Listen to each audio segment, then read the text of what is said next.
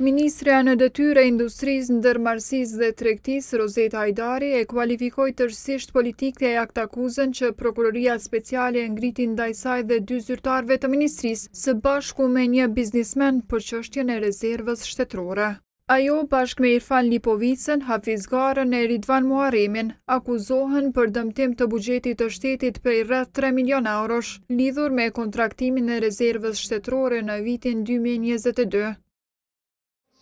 Në një konferencë shtypi të premten, Hajdari tha se nuk qëndron asnjë pretendim i Prokurorisë Speciale dhe se aktakuza afirmon tendencën politike të kësaj prokurorie ndaj qeverisë Kurti. Prokuroria vendos të më ndjek mua politikisht për të luftuar qeverinë e cila atë dhe shefin e tij Blerim Isufajnë nuk lejoi të avansohen me pozita, kudo vazhdonin të vepronin në dëm të shtetit e për interesat të ndryshme, duke mos anashkaluar ato të Serbisë, si në rastin kur kanë anuluar urdhër arrestin kundër Milan Radojčić.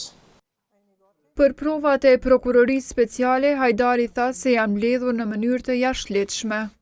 Çdo pretendim tjetër është vetëm pohim në dobi politike që është plotësisht i palejueshëm e i pamoralshëm, marrë parasysh situatën në të cilën gjendeshim gjatë muajve shkurt dhe mars të vitit 2022.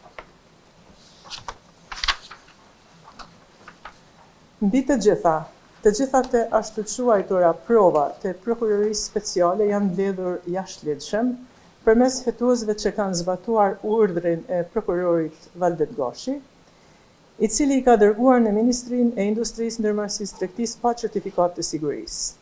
E për kryeministrin në detyrë Albin Kurti, ajo theksoi se nuk ka pasur lidhje me këtë rast. Kryeministri Kurti ka të vetme lidhje që ka aprovuar me kolegjin qeveritar kërkesën tonë të ligjshme, sipas ligjeve në fuqi për largimin nga procedurat e prokurimit publik, sepse dështuan 3 herë. Kjo është e vetmja ndërhyrje ligjore e qeverisë.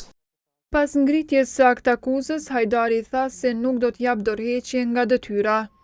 Aktakuza e ngarkon atë dhe 2 zyrtarët e ministrisë për keqpërdorim të detyrës zyrtare për përfitime financiare për persona të tjerë dhe se i shkaktuan dëm buxhetit rreth 3 milion euro. Në aktakuzë thuhet po ashtu se Hajdari ka qenë në dijeni se çmimi i grurit të importuar nga një kompani turke ishte rreth 200 euro më shtrenjtë për ton, por megjithkëtë u vendos të vazhdonte me çmim më të lartë.